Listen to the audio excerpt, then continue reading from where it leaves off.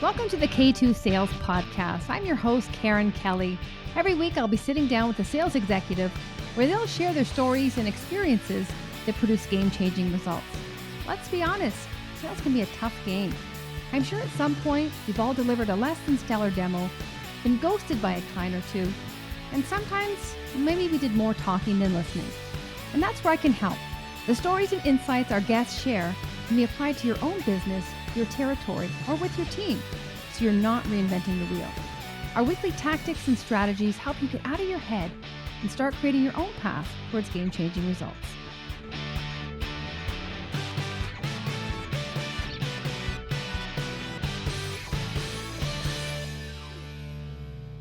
Welcome back to the K2 Sales Podcast. I'm your host, Karen Kelly.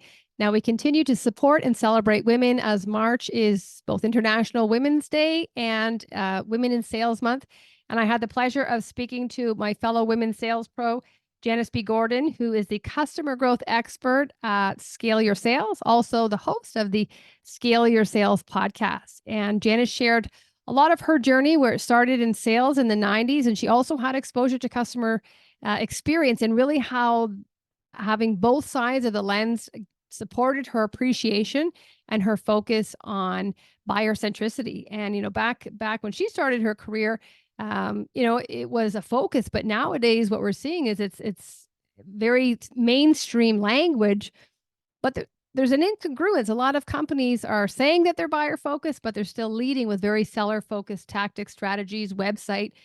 Even when they look at, DEI and they're saying, we definitely want a more diverse, equitable culture, and perhaps they hire a woman of color, but nothing changes culturally or systemically in the organization. And typically those people don't last. And so how do you take this holistic approach to really ensure that you are doing the right thing for the right people that ultimately will transition or transcend to your customers? Because it's all about the experience we provide. And if you're bringing in the right people, you're creating an inclusive culture that will transcend to your customers, and again, repeat customers and customer evangelists. So really no downside there. She did share a little bit about, confidence. We talked about imposter syndrome and really, how great a career sales can be. And a lot of, people that are perhaps considering it might look at it and say, well, it's very male dominated. And so she shared, some great reasons. If you are female and, you are potentially looking at sales, just try it, give it a shot. And I can, concur with that in that I spent my entire year in sales, started off most times being the only woman in the room, and I've never looked back. So I know you'll take lots of insights and suggestions from it. She's got a great story, tons of passion and enthusiasm. You can just feel it. And hope you enjoy the conversation as much as I did. So I want to welcome customer growth expert from Scale Your Sales, Janice Gordon. Welcome to the podcast.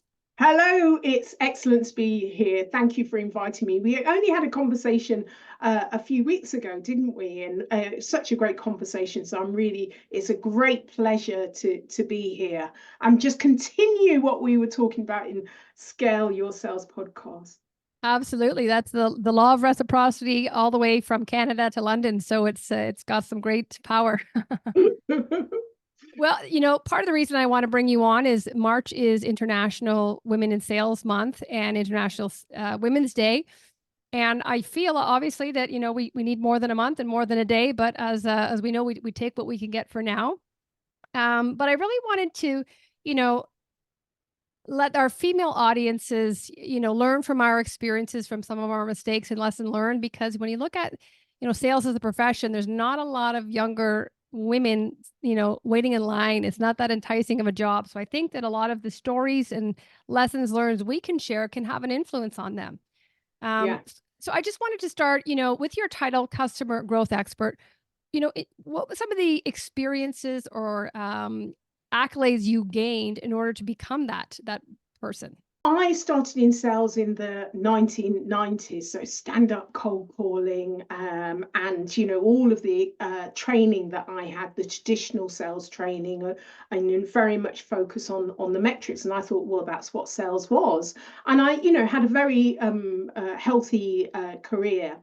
And then I did an MBA and moved more into kind of organizational development and revenue growth, and then moved into customer experience. And it was at that point I thought, oh my gosh, having done all these customer journeys and thinking about the customer language and the customer preferences and needs, I thought being a salesperson and someone that grows businesses, we're looking at it from the wrong point of view. It's very much internally focused, us pushing sales rather than allowing the customer to pull through in order to satisfy themselves. It's an assumption that customers don't know what they want or what they're looking for by us pushing all the time. And that really started me thinking on, how we should be selling. And it should be thinking about the buyer's preferences, the buyer's journey, the buyer's language, and how we can change the sales process into being a buying process. And even now I speak to sales leaders and salespeople, and they still don't get it. They don't know what it means. They think that they are being customer centric, but it's still from their point of view rather than customers' point of view. Often they don't get nearly enough feedback, and customer experience is all about customers' feedback.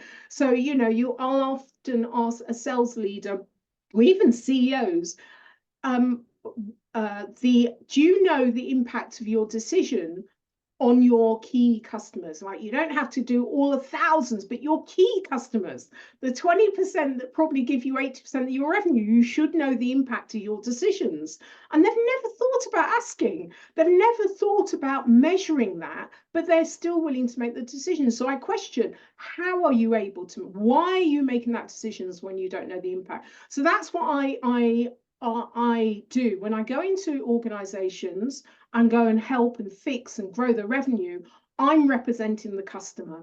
I'm always talking about the customer's perspective. I'm always getting companies to pull rather than push. And that's from their people, that's from their processes, their operation, their culture, everything they do.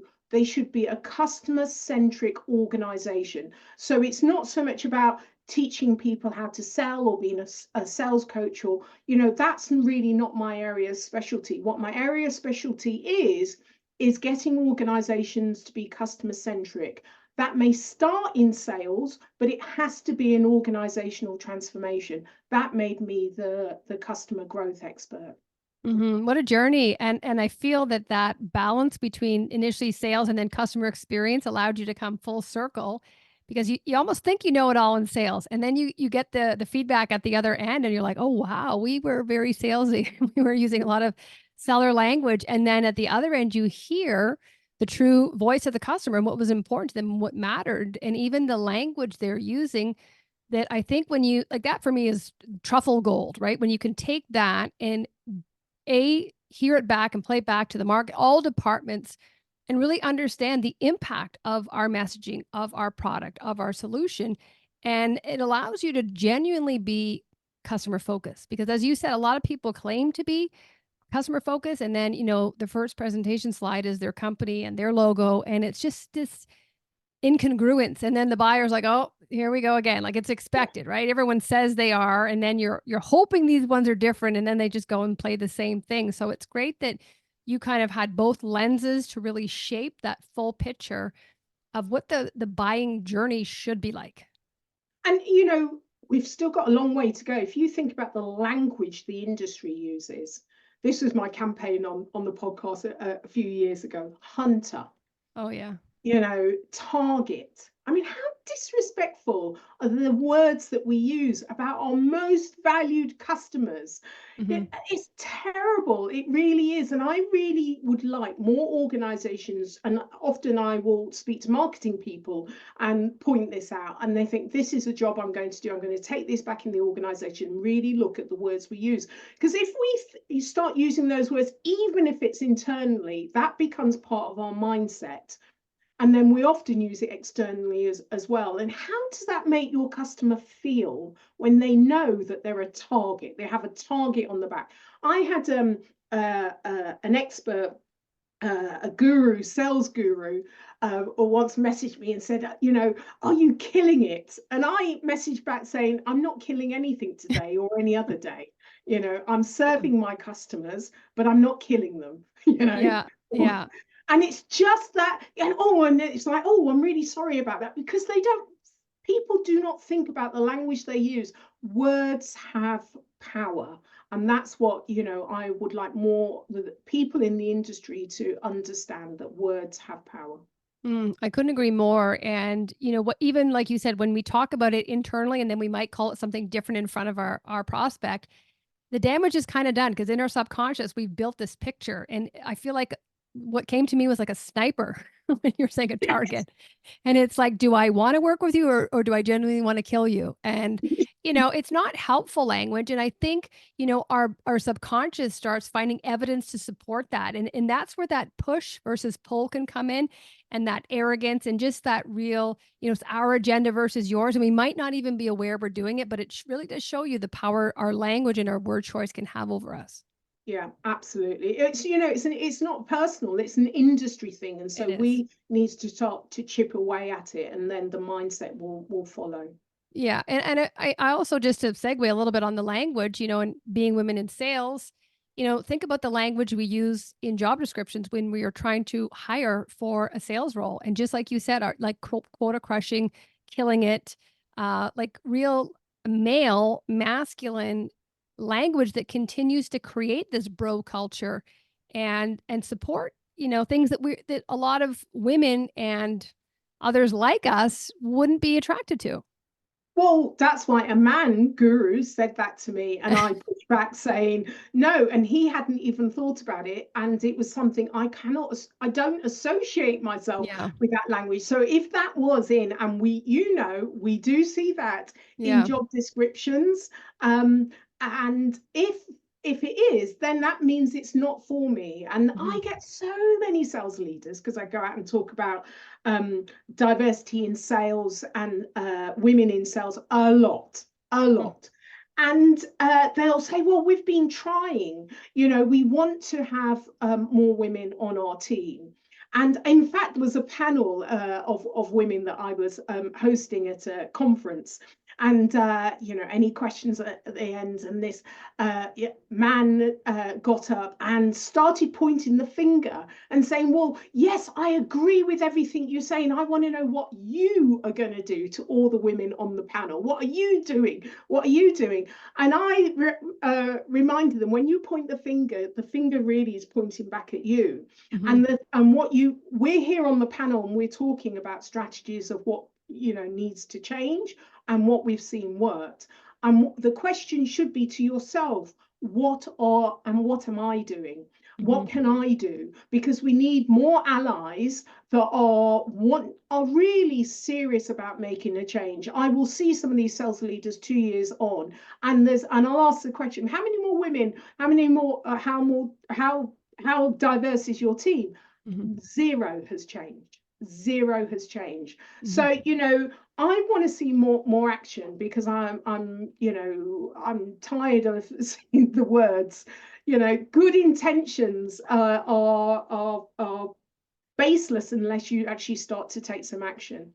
Yeah, it's lip service, and it's got it's the expiry date has passed.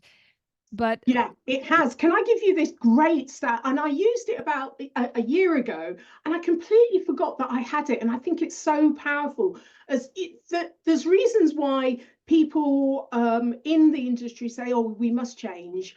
They know women are better at sales. The stats are telling us that. Yeah, they think it's the right thing to do. All of that. So, and there is so there's all these other things, but I think this is the most powerful one.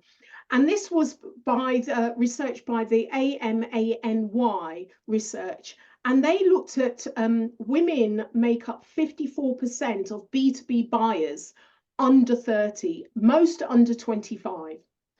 At the moment, men handle 75% of purchases, B2B purchases, over $100,000.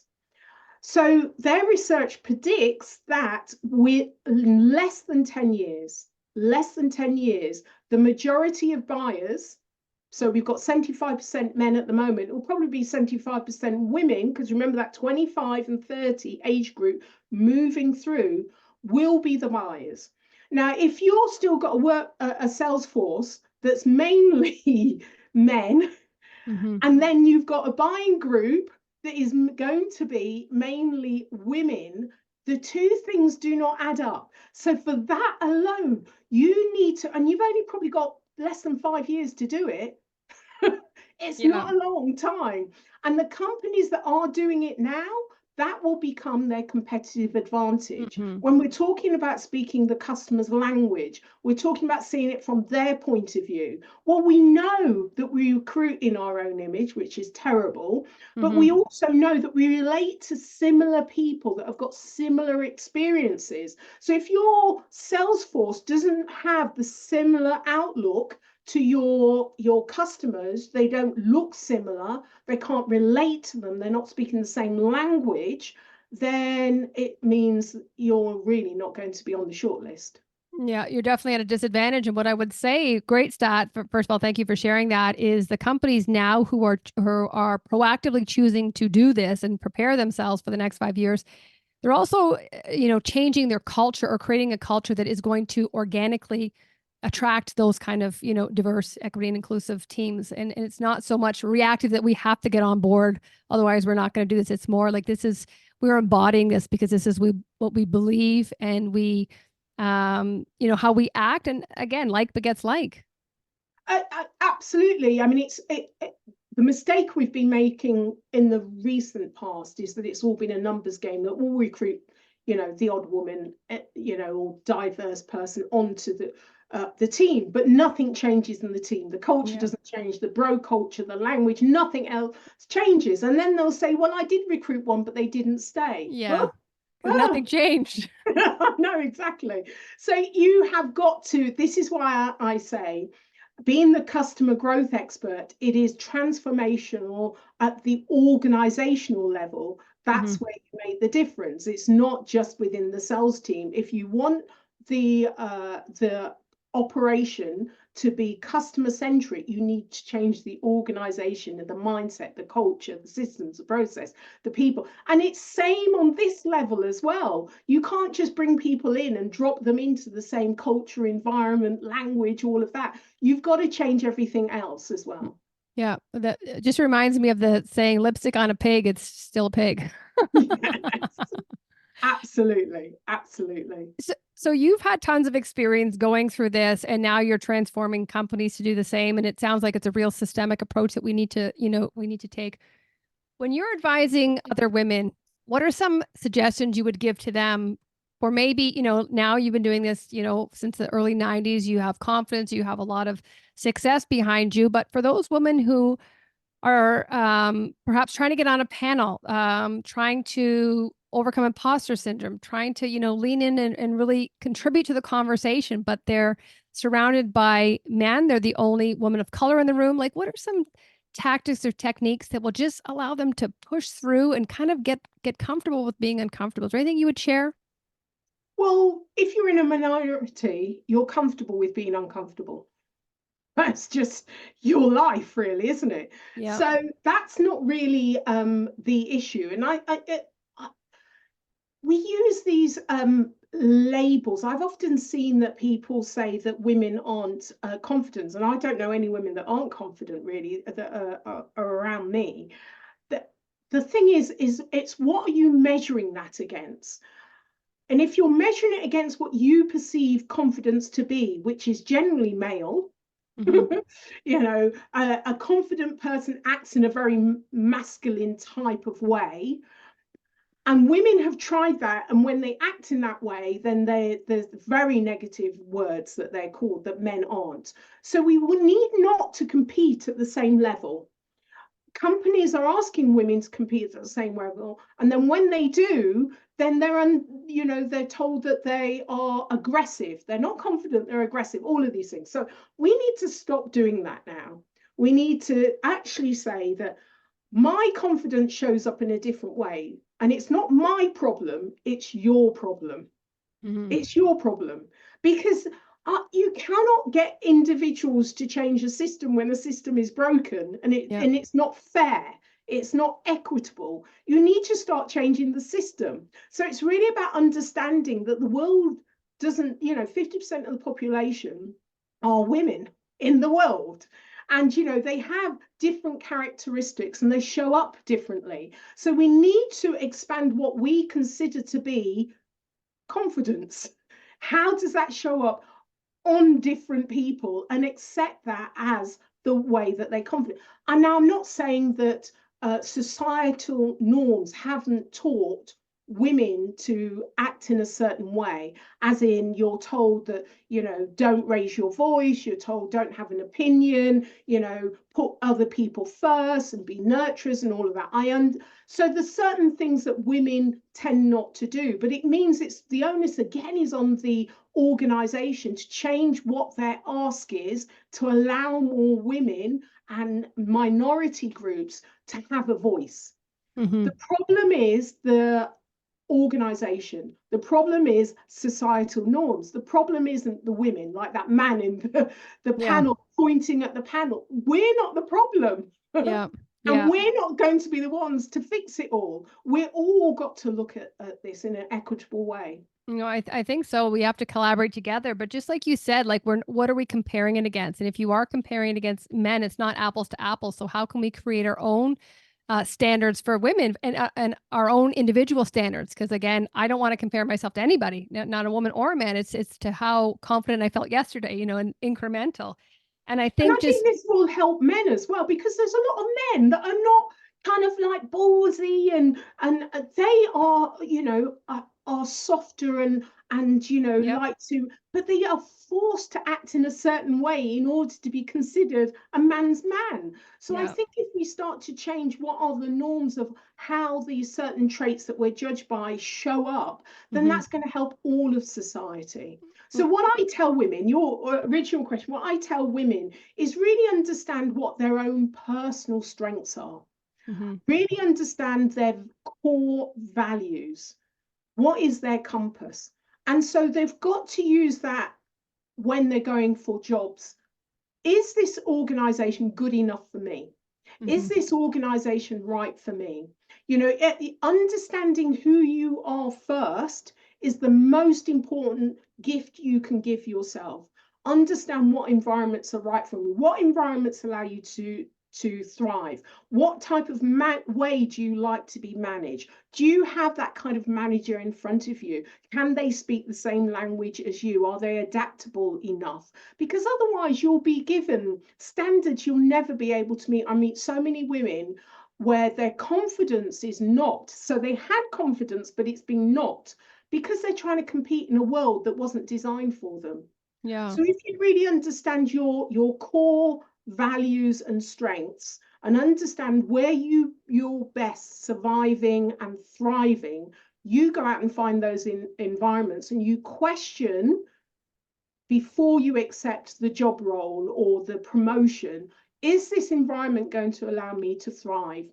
And if it's not, get the hell out of there quick. Make the decision that it's not right for me. It's not what I thought it was for me. I'm not going to change this manager or the director, whatever, and I'm worth more. Get out of that environment as quickly as possible and move on to one that values you. I think that's so important, because the more you know yourself and that understanding of your purpose and your core values, that becomes a differentiator. Because nobody, as our friend Michelle says, nobody competes, nobody can do better than you as you, right? And so that's our differentiator. And I think what you said there, Janice, is when you're pushing back on companies and realizing these guys are not in line, and I can kind of see the wolf through sheep's clothing here, like that's confidence building, because there's more, again, conviction in like, I know who I am. Like I saw them coming and I could see, I could smell a little bit, but I stuck true to myself, and that real sense of belief and conviction, like that's what sales is. Yeah, absolutely. Absolutely. And, that's why women are so good at sales. They actually know when this is not right for you, and they've got the courage to actually say, I'm not sure that this is the right route. Let me introduce you to. They're not all about pushing for the numbers. They really want to do a good job for the person that's in front of them. They love to serve. They love to serve. And that's why they're very good at sales. So, trust your own instinct, your gut feeling, but that has to come from a foundation of know thyself first. Yeah. Couldn't agree more. And just what you said there, women, they love to serve. And The word I wrote down there is integrity, because we do have integrity. We're not trying to push, a round peg in a square hole. But what other attributes or characteristics do you feel women possess innately that perhaps we aren't leveraging as much as we should, that would help us more in sales? Do you know, I don't know that there are. I think women are stronger at some things and men are stronger than other things. And in terms of relationship building, I think women are much stronger at listening. Mm-hmm. And listening over talking is a key component of sales, but it's a key predictor of sales success as well. And I think women they tend to kind of sit back and listen to the conversation, ask really good questions. And I'm not saying that men do not do this. As I said, there tends to be more women, and that is a key differentiator. I think listening over talking, and statistically, it has a massive impact on sales results. Absolutely. And I agree. I'm not saying women do one thing, men do definitely practice active listening as well. But the thing is, we do it almost effortlessly, and that's where it's like, when you look at where's the low hanging fruit here. And again, maybe we are early in our career, and we are comparing ourselves. It's like, hang on a minute, let's just take stock of what we can do naturally as a woman. And listening is one of them. What I've seen is, building trust and really having that nurturing relationship, the ability to connect. Right. Do you think it ever goes away fully? I think men have imposter syndrome as well. They just don't talk about it because they're not allowed to. And so I know there's whole industries on this imposter syndrome, and I'm not saying that it doesn't exist, but anything that you do that you've never done before, you're going to feel an imposter. And anything that you're asked to do, you think of everything that you've learned in your life. There was a time where you were afraid to do it, you were fearful, you've got that monkey on your back that's telling you you're not good enough, or societal norms have been telling you that all your life. So I think that the kind of imposter syndrome, men have it, but women have a bigger portion of it because societal norms have been telling them these things. But actually, if societal norms have been telling you that, that's not true. We know it's, how can you group a whole 50% of the population and say that there's something? We know it's not true. The problem is the monkey on our back has brought into that as well. And so we're believing that little voice in our heads. So I think it's about understanding that anything that's uncomfortable and that's new, we have to go through a learning process. We have to, practice it enough that we're comfortable with it, and practice it so that we master it. But that is not, I just wonder about this imposter syndrome thing. I don't know that it is. I think the strategies around it, and it's about understanding, accepting it, and then working through it. And not, rather than accepting it and this is our barrier, actually understanding this is a learning process. This is about practicing something to get good at it, and recognizing you're not going to be good at everything, and that's okay. We're not meant to be perfect, and we're not meant to be finished. So there's always going to be things, if we've got a growth mindset and we want to continue to learn, we're always going to be in a situation where it's uncomfortable. As soon as we get promoted, we go up the ladder, we're going to feel that we're imposters because we've never done it before. It's like we were talking about CVs. You'll have a job description, and you'll have a man, he can do 80% of the things that have been asked, and no, who can do 20% of the things that have been on the list, and he'll apply for the role.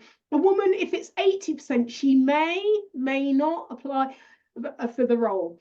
And the thing is, I always say to women that the whole point of being promoted is to do something you've never done before. That's the point. So you're meant to feel an imposter. That's the point of moving up a rank. If you could do it all before, that's not a promotion, that's a sideways move. You're not going anywhere. If you want to progress, you've got to go through feeling an imposter. And what you do is you do it once and fail. You do it once and you do it the second time and do it better. You do it the third time and you think, oh, I know what I'm doing here. You become a master. The imposter syndrome's gone. So I'm always reluctant to kind of buy into imposter syndrome, because I think if we do, then we're not going to progress, and we have to progress, learn, and have an open growth mindset. And for me, I see it as growth. Like I see it as a good thing, right? But you've never done it before, so you might feel. I think again, back to language and words, imposter gives it a bad word because it's like we shouldn't be doing this, and it's just a sign we haven't done this before. But the only difference where I think it is negative is that we recognize we haven't done it before. We're probably not going to be great the first time, but like let's keep going versus let's run away. But then the second part of it for me is if you attach a story to it and it's a negative story that I can't and it just continues to play, then you continue seeing yourself as an imposter before you or well after you should be moving away from that imposter and starting getting the experience and the practice that you're becoming more of a master. So I just think it's go through it. It's new. Anything we've done for the first time, we're going to suck at it. That's part of, being a human. But then it's just realizing and almost taking the stance of, great job at being courageous and brave for trying something new versus, you really sucked and everyone else did a great job. And so just, reframing that to build yourself up so that next opportunity, you see it as just that. This is a growth opportunity. They took a bet on me. Wow, what a great chance this is for me. I absolutely agree with you, Karen. I years ago read this story about Sarah Blakely, the Spanx woman, and her father, when she was really young, when she came home from school, her father used to say, "What did you fail at?" And she would go, "I didn't fail at anything else," and then got it. He was disappointed. In the end, she got it, and she'd come home and she said, "I failed at this," and they would do power punches, and that's great. And I think as adults, as we need to adopt that and celebrate our failures. The more failures we have, the more we've pushed the boundaries.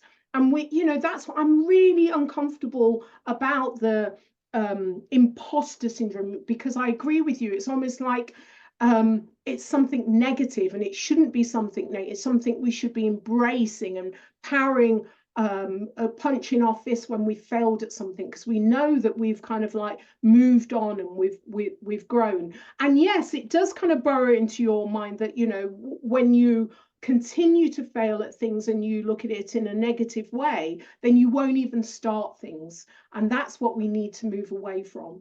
And for me, and I actually did a session on this the other day, and it was just, failure is your willingness to try. And I just think you can reframe it as feedback, but would you not rather have failed or tried and failed than not try at all? And then there's that resentment. And then again, either way, the voice is going to come. So you have to kind of manage that. But I think really embracing the ability to try and taking risks, because on the other side is growth and usually it's success.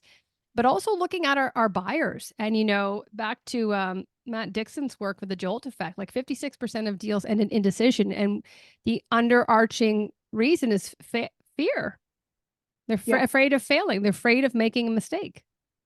And until you go into that and understand that and start to pick it apart, you realize that a good 50% of those fears are not real. Yeah. But the thing is, we have this whole barrier around the imposter, negative, failure. But actually, as soon as we lean into it and start questioning, is it real or is it imagined? Is it true or is it false?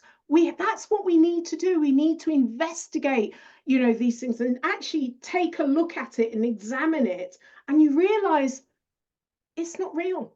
Yeah. It doesn't exist. The worst has already happened.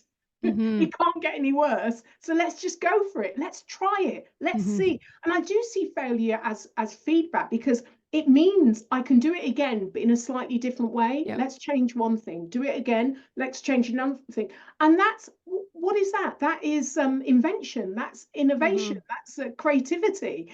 Yeah. And that's what I want from what I'm doing. I need to find a new way of doing things that are going to suit me. So I have to keep trying and failing and getting that feedback to know what to do next.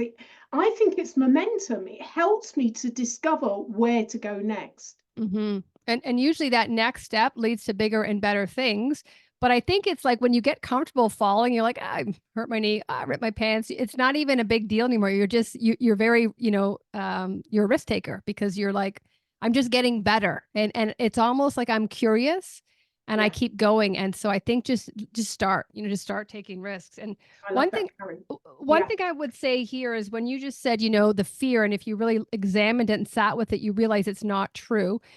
But when you went back, if I go back to what you said earlier about, really understanding your core values and your purpose, like a lot of it is that, and understanding like, what is my future self? Like, who is this person and what core values do I align with? And I think when you get real clarity on that, all the fear, the uncertainty, the self-doubt, it starts dissipating because that real sense of clarity and conviction and who my authentic best self is. And I might not be her yet, but I'm shooting for her. You see things for actually what they are. And you're like, that's a total BS line I'm feeding myself, or that's fear ridden. And so I think the real message here is like, know who you want to be and know what matters in those core values, and let all the other things fall to the wayside.